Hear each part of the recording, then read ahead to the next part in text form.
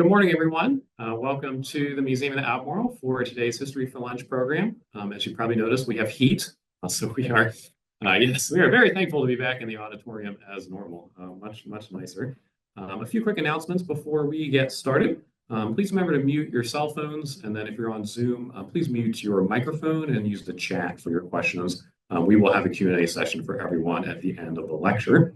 Also, if you're interested in supporting the museum's educational programs like History for Lunch, you can consider joining the Friends of the Museum of the Albemarle. They are our nonprofit support group, and there is membership information available at the front desk alongside a new program calendar. This runs through April. We have a lot of exciting programs coming up this year. Actually, this Friday evening at 6 p.m., we will have an evening of jazz that will conclude our centennial celebrations for Max Roach. So we will have Thomas Taylor, David Albert, and accompanying musicians. That is a free program that will be right here in the auditorium at 6 o'clock on Friday.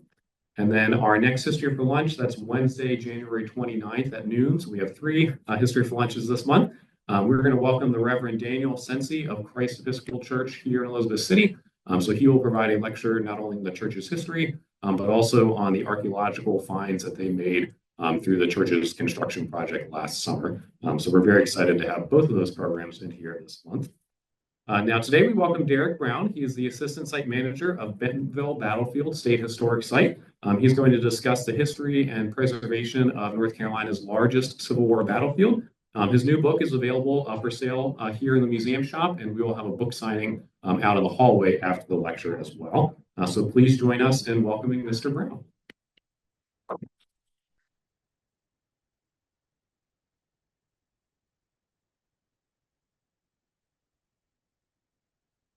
Thank you, Noah. All right, guys. Thank you guys for having me. Bentonville Battlefield. Who's been to Bentonville before? That many of y'all. I promise it is in the same state as we are here, although I was starting to think otherwise as I was driving in this morning. So, Bentonville, like Noah said, we are the largest Civil War battle, actually the largest battle overall ever fought in North Carolina. Nearly 80,000 soldiers, Union and Confederate soldiers by the third day, have been engaged or are engaged at Bentonville. However, that's not what this book is really about. And it's kind of weird to tell you what this book is about. I'm going to start off by telling you what this book isn't about. It isn't about the battle itself. We've had Bentonville's super lucky because there's been some excellent historians who have written about Bentonville, and those are resources we use every day. Dr. Mark Bradley, we still say he's written the Bible on the battle. Last stand in the Carolinas, the Battle of Bentonville. Highly recommend it if you want to get more so into the battle itself. Nathaniel Hughes, Nat Hughes, famous historian of the Western Theater of the Civil War, also has written about Bentonville. So I definitely recommend checking those two out if you're interested in the battle itself. However, this is also not a history of the Bentonville community. Elizabeth City is not a huge town, but it is a city. Bentonville, on the other hand, is a rural area that has a strong character to it. And that's probably a nice way of saying it. And the locals, luckily for us, are super proud of Bentonville and have done a whole lot to preserve the battlefield over the years, because the state's not even really in until the 1950s. That being said, they're all very proud of their families as well. And so if we had tried to undertake a history of the Bentonville community itself, we would have inevitably left someone out that was super important and would have hurt feelings, and it would have been counterproductive to what our efforts are. So this is a history of the historic site. My co-author, Colby Lipscomb, he couldn't join us today because someone has to man the fort back at Bentonville, proverbially speaking. But we went into this effort together. It's almost 2 years ago now. The book was finally published this past April. So to get into it, like I said, Bentonville unlike many other Civil War battlefields, and Gettysburg is one I like to pick on because it seems like when the Battle of Gettysburg ended July 3rd, 1863, the first tourists showed up at Bentonville on July 4th, 1863. And Gettysburg has been interpreted ever since, places like that. Whereas Bentonville happens in 1865, March of 1865. You guys all, I'm sure, know that the Civil War is really effectively coming to a close the following month. There's a lot happening in March and April of 1865. Robert E. Lee's army by early April is on the run. It's going to eventually be bottled up at Appomattox.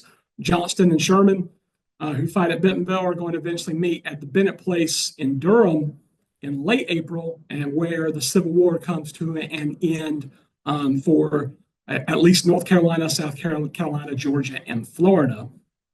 And then it's on to the next and on to the next. And there's happening after happening, Lincoln's assassination amongst those. And so Bentonville kind of a little bit gets forgotten about in the scheme of things. And it also didn't help that Bentonville wasn't preserved. Bentonville wasn't preserved when the War Department started preserving Civil War battlefields in the late 19th century. So that just kind of further led to Bentonville really kind of being forgotten about, except for the guys who fought there and the people who lived there. And the guys who fought there, many of them describe it as one of the worst battles that they participated in. 16th Illinois, their commander says Bentonville was their last battle and the most terrible of them all. So Bentonville was a major battle. Like I said, 80,000 soldiers fighting there, over 4,000 casualties, 4,133 casualties to be exact.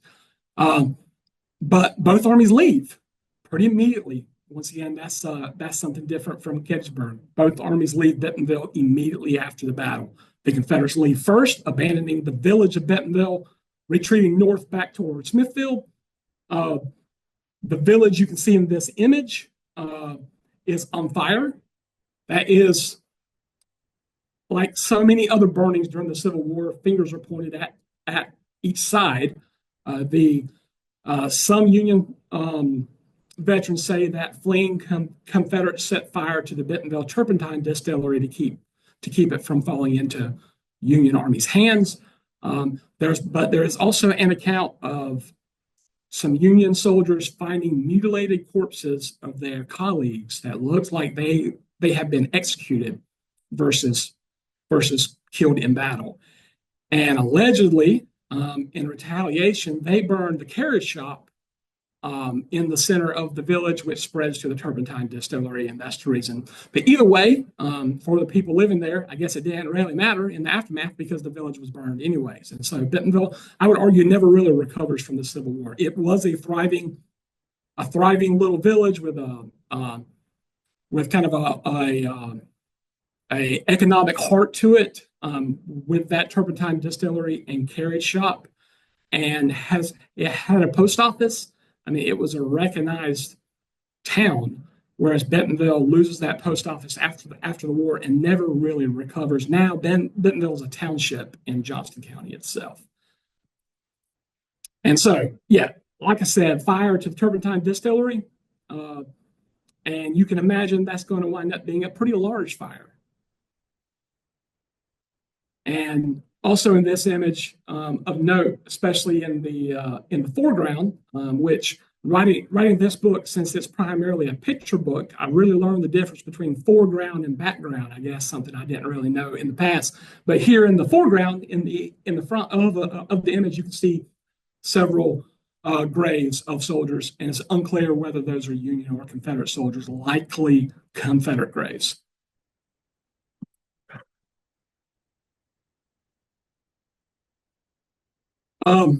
Some of the first pilgrimage to Bentonville, I'd like to say, doesn't occur immediately after the Battle of Gettysburg, but it does occur the following year. Major Willard Eaton, who was in fact the colonel of the 13th Michigan, he just didn't know it yet. Eaton had been promoted, but his promotion hadn't caught up with the Army yet. Eaton is going to be shot through the head and dies instantly on March 19th. Leading a charge on the Willis Coal Plantation. He's going to fall over dead instantly. His men really loved Major Eaton, and Eaton's death really shatters morale, and these soldiers retreat back, and it really kind of makes the wheels start to fall off for William Carlin's division on March 19th. And the men loved him so much that they are going to eventually recover his body, which had fallen behind Confederate lines.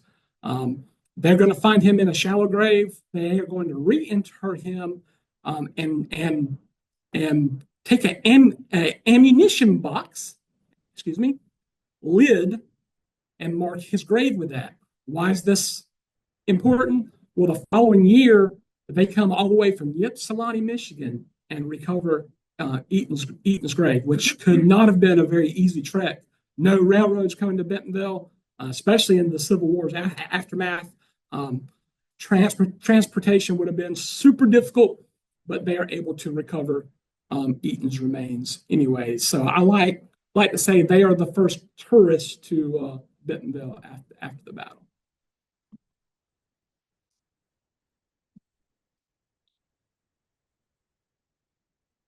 All right, so Eaton is a special exception. What happens to the other remains after the battle? The Union Army controlled the field after Bentonville. That means that, congratulations, you win the battle, you get to bury both sides dead. They're going to bury their own dead in marked graves. You can do that because you, for the most part, know who these guys are. You're able to identify them. And the whole point of putting them in a marked grave, and it's unclear how they marked it, probably wooden markers, likely. The whole point is they are going to come back and get them. And 2 years after the battle, contractors are hired in Raleigh to reinter the Union dead from Bentonville and Aversboro, which was a battle a couple of days before Bentonville, and reinter them to what is now Raleigh National Cemetery. You can see an image of here. Raleigh National Cemetery had previously been a Confederate cemetery. It was on the grounds of the old North Carolina State Fairgrounds, which was at that time in southeast Raleigh, which was also chosen as the site of Pettigrew General Hospital, named for Johnson Pettigrew, a North Carolina general who was going to die in the Gettysburg campaign. Civil War hospitals needed a cemetery close by. You guys can connect the dots on that. But the occupiers of Raleigh said they really want that site as a national cemetery. So the citizens of Raleigh are ordered to reinter the Confederates, and they are moved to what is now Oakwood Cemetery in Raleigh. Now, the Confederates on the battlefield, like I said, the Union Army buries those guys as well. But of course, they cannot identify them. There's no dog tags. They don't know who the enemy is. And they probably don't really care, let's be honest. So they're going to bury them 2s and 3s, 4s and 5s, wherever they fall on the field. And there's not a serious effort until the 1890s, 1894, and then into 1895. There's not a serious effort to recover the Confederate dead and move them to a proper cemetery. The Goldsboro Rifles, which were a state guard unit, essentially like a National Guard unit, they're the ones who take it on as a service project. These guys literally are militia soldiers. They wind up deploying to Cuba in 1898 as part of the Spanish-American War. But in 1895, they asked for volunteers to come over to Bentonville, find these graves, which are unmarked, and there's no maps, find them and move them to a centralized location. The area that was chosen is adjacent to Mr. Harper's farm. John Harper's house, and we will see it here in a moment, was used as a Union field hospital, and they treated Confederate wounded there. And when some of them died after the battle, they were interred next to the Harper's own cemetery. So the idea was to expand that already existing Confederate cemetery there on the field. The problem is, how do you find them? And ultimately, fast forward to 2007 through 2011, archaeology has kind of determined that there's probably fewer than 24 graves there, not a mass grave as the monument says. Monument itself says, which was erected on March 20th, 1895, 360 Confederate soldiers are buried here. That is highly unlikely considering 360 Confederate soldiers were not outright killed during the battle. 300 soldiers were not shot. 360 soldiers were not shot, fall over dead, and buried at Bentonville. Now, over 360 soldiers died as a result. Confederate soldiers died as a result of the battle, but many of them are dying in places like Raleigh, at hospitals in Raleigh, Hillsborough, High Point, and Charlotte. So you're not going to bring those guys back across Union lines to bury them at Bentonville. So that number was a high estimate to start with. But once you've etched the monument, it's done, right? So, and there's the Harper House. Like I said, the Harper Farm, John and Amy Harper, if you got keen eyes, y'all can see John and Amy Harper standing there on the porch. This photo was taken the day that the monument was dedicated, March 20th, 1895. We know that because there is a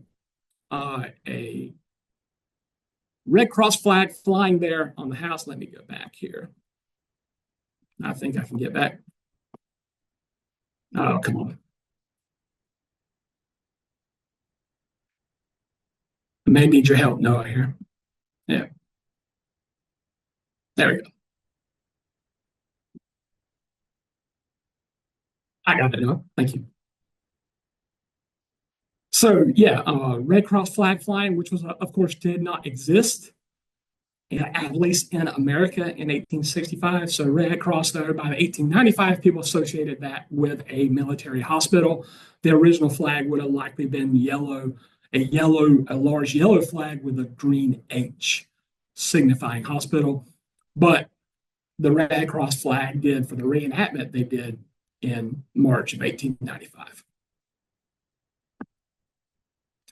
So early commemorations after that, after March 20th, 1895, which was a big deal. Wade Hampton was the keynote speaker, which was kind of apt because Hampton chose the battlefield, chose the spot for the ambush of the Union Army there at Bentonville. So it made sense to have General Hampton as a speaker.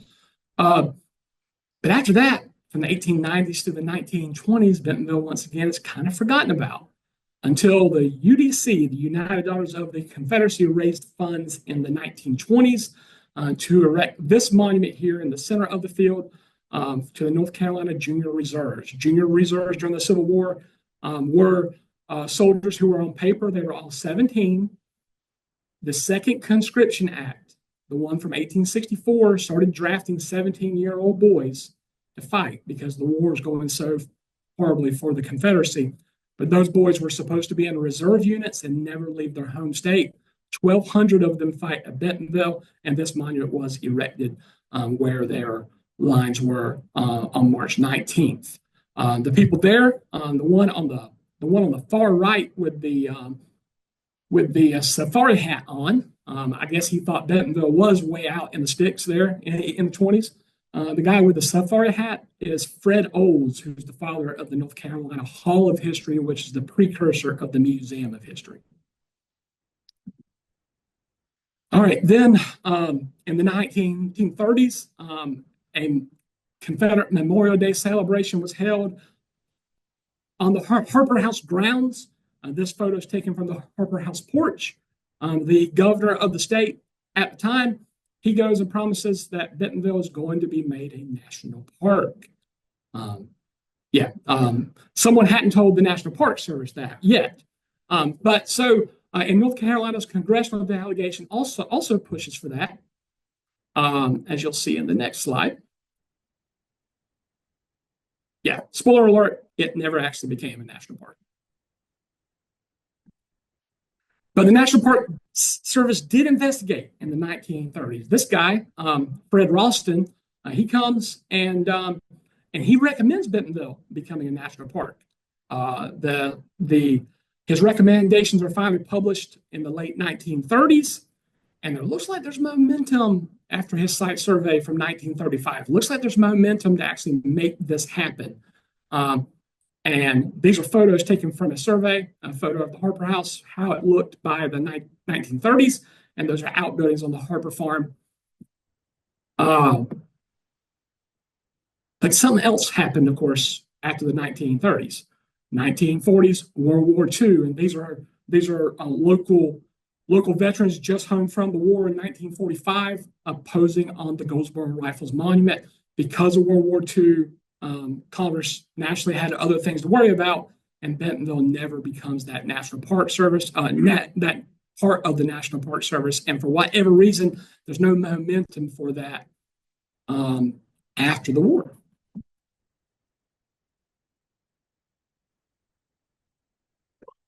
So finally, luckily, the state does, though. The state finally, there's momentum, locals pushing for it. Like I said, Bentonville's preservers were the local citizens. The local chapter of the United Daughters of the Confederacy does a lot of lobbying.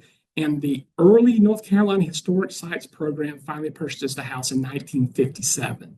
And that's the infancy of Bentonville battlefield. This photo here is taken of the Thornton family, who were the second, or really technically the third owners of the Harper House. They lived there through 1919. And then the Dunn family purchases the home in 19 and lived there until they sell it to the state in 1957.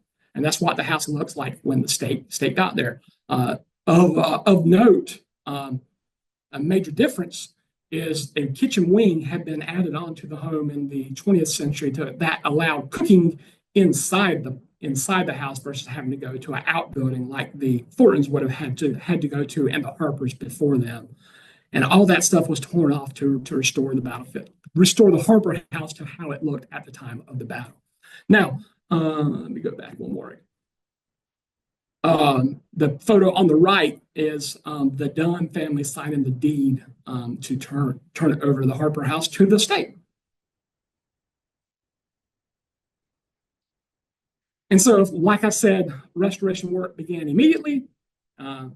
The porch was restored, the kitchen wing was removed, and by 1961, for at the very beginning of the centennial commemoration of the Civil War, Harper House was looking allegedly like it looked at the time of the battle, the best they knew, anyways.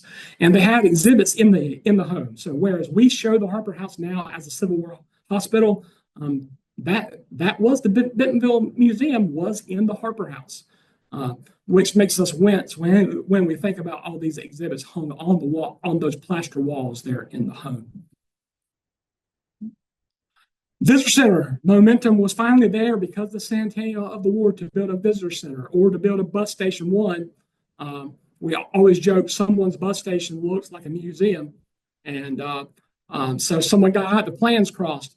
But this 1964 image of the visitor center under construction exhibits inside of it some random lady that no one has been able to identify for us firing a Civil War musket. We just thought that was a cool, or posing with a Civil War musket. We just thought it was a cool image. A diorama of the battle. And of course, March 1865 was the grand opening of the visitor center for the centennial of the battle. But the problem was, because the historic site was based on the Harper House, was centered around the Harper House, the battlefield itself remained in private hands. So how do you have a Civil War battleground without a battlefield? But essentially, Bentonville did for the first, really and truly in many ways, at least the first 30 years, really the first 40 years. But these are Union Reserve trenches that historians are looking at here, which were included in the initial purchase of the Harper House. But there was no fighting in this area here. This is trenches dug by the first Michigan engineers and mechanics. So 50 acres was all in 1957. But like I said, luckily the Bentonville community, many of them had saw themselves as caretakers of the battlefield. And because Bentonville never really economically recovered from the battle, it wasn't developed. And so that allowed the battlefield to remain in pristine shape. The village of Bentonville as it looks now, or as it looks when this photo was taken in the 90s, is seen right here. This photo is taken from the direction of Mill Creek Bridge on Devil's Racetrack Road for the folks who have been to Bentonville before. All three of y'all, I think. Four, yes. And the Bentonville Community Building.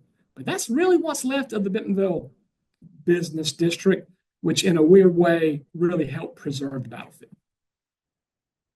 And Flower Store, which is kind of the epicenter of that, is Bentonville's town hall, and it still exists. My office is actually in a brick house right next to Flower Store. That is where the Bentonville Town Hall essentially is. That's where all the world's problems are solved there at Flower Store through copious amounts of discussion. But finally, through the efforts of the American Battlefield Trust, the Bentonville Battlefield Historical Association, and in later years, the Friends of Bentonville Battlefield, Bentonville was finally able to expand onto the battlefield somewhat. So the American Battlefield Trust, its precursor organization was the Civil War Preservation Trust. They were able to capitalize on Bentonville being named as a priority for congressional preservation of Civil War sites in the 1990s. And the trust was able to capitalize on that and start purchasing property relatively cheap. And a nice system was worked out between locals who could sell the property to the Battlefield Trust, who would donate it to the state. And the state would turn around and rent that farmland back out to the farmers.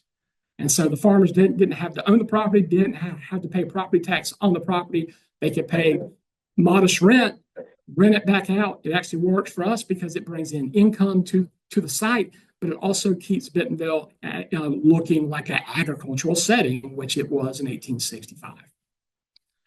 You can see the second photo is they're the first tour stops being built on the battlefield. This one was built at the bullpen or the Morgan Stand area, which is where a Union division was surrounded on three sides with an impenetrable swamp on the opposite side, and somehow those guys held on there in the woods. Some of the nastiest fighting, hand-to-hand fighting of the battle. And then you can see the expansion of us adding walking trails in, starting about, we've really started expanding our walking trails starting about 2010. That his historian Mark Bradley leading a tour on the Coal Plantation Trail. And this here, of course, anyone who's interested in Civil War history or historiography recognizes Edwin Cole Beers. Ed Bars was really he was kind of the grandfather of Civil War tour guides, and people would follow him across the country. Retired National Park Service historian. He had a keen interest in Bentonville, and he's seen with former site manager Donnie Taylor doing a tour here. And this photo was probably taken 2012 or so. I was there. I may have actually taken the photo, but I think it's 2012, 2013, somewhere in that area. Special events are a huge thing at Bentonville, and they really started kicking off once the site starts with of course, the 1865 to 1965 centennial of the Civil War. Several politicians come to Bentonville, including Governor Sanford,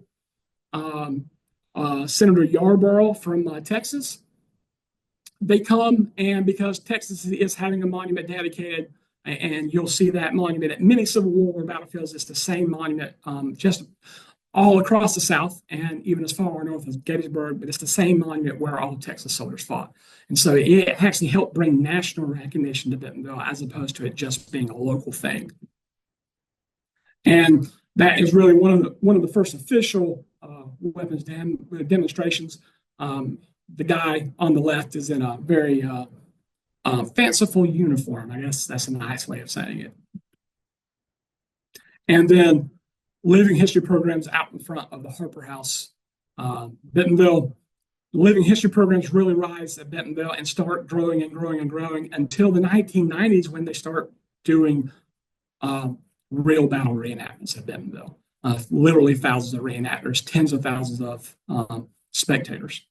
And 2005 was the 140th. That was the first one I missed. Back here, I'm a little bit tough on this mouse pad. Yeah, okay, just making sure. So 2005 was the first reenactment. I missed the sesquicentennial of the battle, so the 150th in 2015. We had about 3,800 reenactors, and technically 64,000 people was the official attendance from Friday through Saturday. The most people who have been in Bentonville since 1865, and definitely making Bentonville the largest town in Johnston County that weekend. It's a major undertaking. So Harper House commemorations. This is a 2011 recreation of the house as a hospital at night. And also, finally, in 2013, you can see at the bottom, the Sons of Union veterans are able to dedicate the first Union monument at Bentonville. There's several Confederate monuments, but you would think they were fighting amongst themselves because there was no Union monuments here until 2013. A very modest monument that essentially just lists all the states where Union soldiers who fought at Bentonville were from.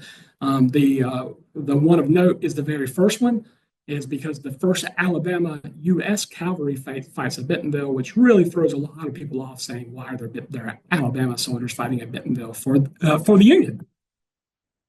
And that 150th reenactment that I mentioned, the 150th anniversary, this photo was taken March 20th, 2015. You can see the people.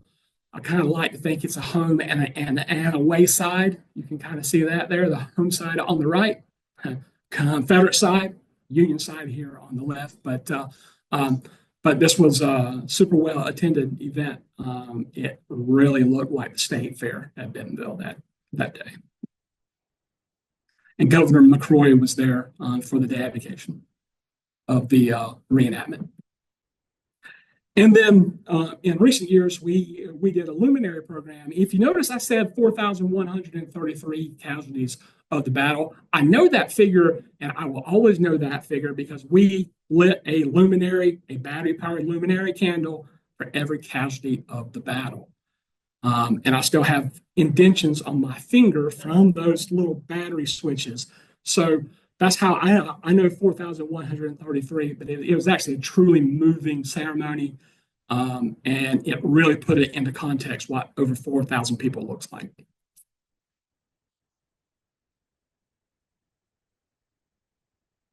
And of course, Bentonville today, we do many military staff rides because we are close to Fort Liberty, formerly known as Fort Bragg. We also do staff rides for the Marine Corps from Camp Lejeune. These guys come to Bentonville to learn about decisions that their forebears made, and that helps them learn to lead troops on the battlefield today. School groups, field trips. One of our volunteers, who now works at Tryon Palace, Gary Riggs. He's leading a medical program for students here in front of the Harper House. And Colonel Wade Sokolowski, who is a retired Army colonel, who is also another Carolinas campaign historian, is leading a trail of the bullpen, leading a tour of the bullpen trail, which was dedicated in October of 2023. And where Bentonville is today, that's the end. I'd be happy to answer any questions.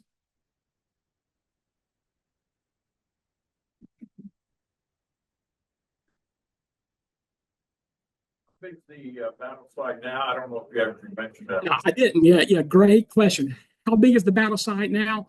We are over 2,300 acres. So starting with 50 acres in 1957, because of the American Battlefield Trust and partner organizations, we are over 2,300 acres now. Now, the battlefield itself covered about 6,000 acres. 80,000 soldiers take up a lot of space. We own 90% of day one, which is really kind of the deciding day of the battle. We own 90% of that, and we are rapidly expanding. We anticipate eventually getting to about 3,000 acres or so, and probably plateauing out roughly in that area. that, because we do have a staff of 5, limited budgets, and we now have 8.5 miles. When the latest trail is going to be open, it'll be something like 8.5 miles of walking trails, and we have a maintenance staff of 1.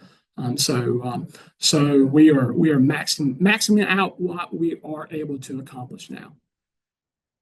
How do you feel about the markers on the battle site? Yeah.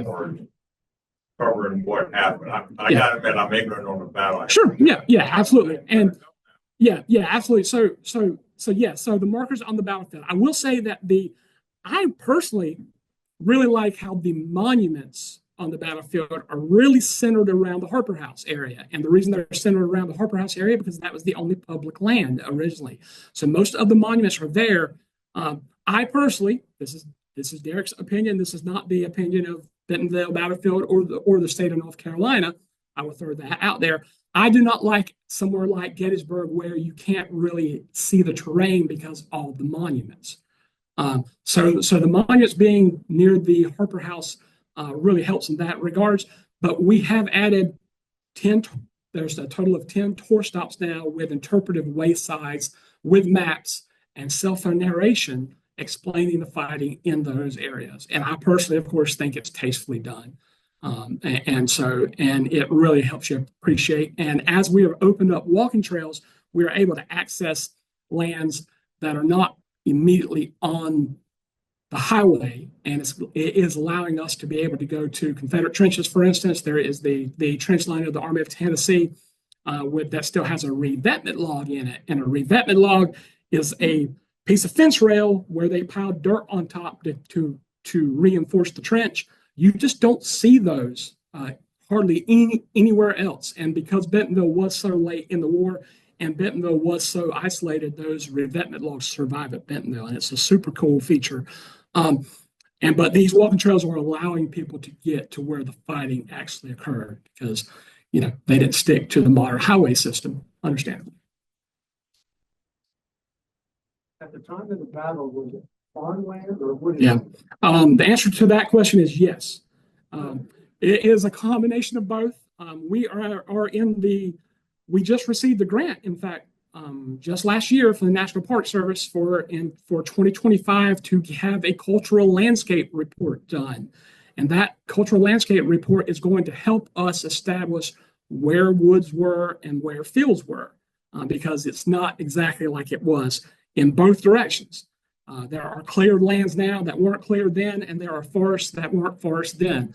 And so that cultural landscape report is really going to help with that. It's also going to help establish who owned pieces of property at the time of the battle, and it's going to go a long way to us restoring the battlefield to how it originally looked. It's a great question. What were the breakdown between Union casualties? So 1,527 Union casualties, 2,606 Confederate casualties. And the reason for that is the Confederates were on the offensive on March 19th. So if you are attacking trenches, you're going to take more casualties than the people defending the trenches. And so until March 21st, March 20th, really and truly is more of a stalemate. Both sides are feeling each other out. The rest of Sherman's force is arriving on the battlefield on March 20th. The reason the Confederates decide to fight on March 19th, I mentioned Wade Hampton chooses the coal plantation. It's not Sherman's entire force on Bentonville. And notice I don't use the word army, because during this campaign, at this point, Sherman is commanding 2 armies. He commands the left wing, which is the Army of Georgia, roughly 30,000 men. The right wing, the Army of the Tennessee, another 30,000 men. The Confederates have 20. How do you fight 60,000 people? The short answer is you don't, but you can try to fight 30 and have a puncher's chance of winning. And so the Confederates do try to isolate the left wing and destroy it before the right wing can arrive. Needless to say, that doesn't happen, or you guys would all know about Bentonville. So what is going to happen, though, is the Confederates do really well at first, but momentum runs out as surprise runs out. And so that's going to allow Sherman, who's with the right wing, to arrive on the 20th, day 2, skirmishing, heavy skirmishing. Now, what's a skirmish? What's a battle? No one's ever given me a satisfactory answer to that, because if someone's shooting at me, I think it's the worst battle ever fought. So I'm not minimizing the fighting on the 20th, but there are no major assaults on the 20th.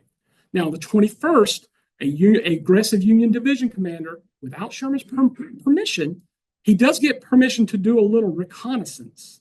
His little reconnaissance is actually going to be a right hook right into Confederate headquarters to really bring on a general fight that Sherman is trying to avoid. Because Sherman doesn't really know what kind of trick Johnson has up his sleeve. General Johnson has a reputation for retreat, and yet he's hanging out. So Sherman's starting to worry Johnson may have more men than he thinks he has. And so Sherman is not going to fall into a Confederate trap, but Sherman doesn't want to leave Bentonville. So Sherman's just trying to get to Goldsboro. The left wing and right wing are traveling on separate roads because they can speed up the march. Sherman's feeding his men off the land. If you're feeding your men off the land, you can't have 60,000 men in the same area because there isn't enough food. So if you separate them, but they're just trying to get to Goldsboro as quickly as possible. So he has no interest in fighting at Bentonville, but once the Confederates engage, he really feels like he has no choice, and not for any tactical or really strategic reasons. But once the Confederates are engaged and beaten back, but the Confederates don't retreat, Sherman doesn't want to retreat because the Confederates would be able to claim victory. That arcane sense of how do you win a Civil War battle is whoever leads first, which kind of seems silly, but true. And Sherman wasn't going to allow the Confederates that moral victory of holding the field after Sherman leaves. So Sherman hangs out. He doesn't want to fight, but one of his division commanders kind of takes that into his own hands. And if Sherman had supported Mower, incidentally, Johnston's army would have been bottled up at Bentonville, and the war would have ended in North Carolina on March 21st. It stretches on instead for another 5 weeks. But there are no other major battles. I say it stretches on another 5 weeks. There are skirmishes, but the goal after Bentonville, especially once Robert E. Lee is flushed out of the trenches at Petersburg, the goal is for Johnston and Lee's army to combine somewhere in the Greensboro-Danville area. And Lee gets bottled up before that can happen. And Johnston sees no reason to fight, because once Lee surrenders, the war's all but over anyways, even though Lee made a point only to surrender his forces at Appomattox. But once Lee, as a figurehead, is finished fighting, the South is done, and Johnston knows that. Even if Jefferson Davis doesn't at the time. Right. Anybody else? Sure. Was broken into, and some of the artifacts like the guns and so forth, were taken, and they were found later on in a tobacco farm. Yes, and some of them were damaged by the weather and so forth. Yes, were they cleaned up and put back in? Yes. So all that was recovered. I think, and of course this was long before I got there. This happened in the 90s. I've been at Bentonville since 2006, but I wasn't there that long ago.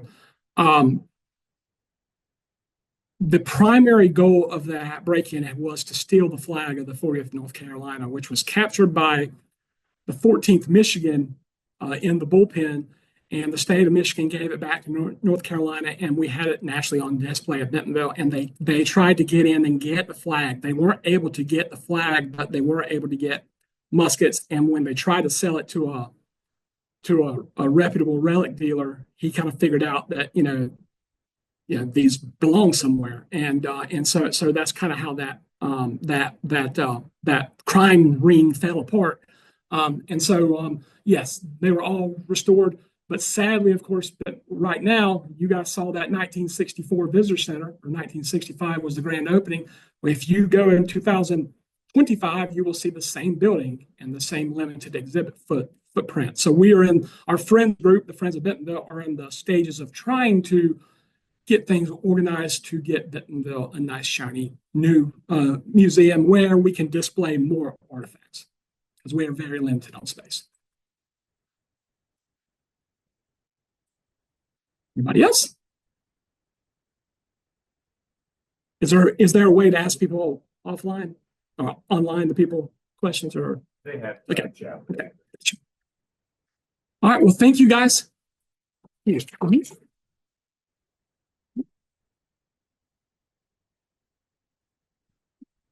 And we'll have a book signing again out in the hallway. Yeah, absolutely. Thank you.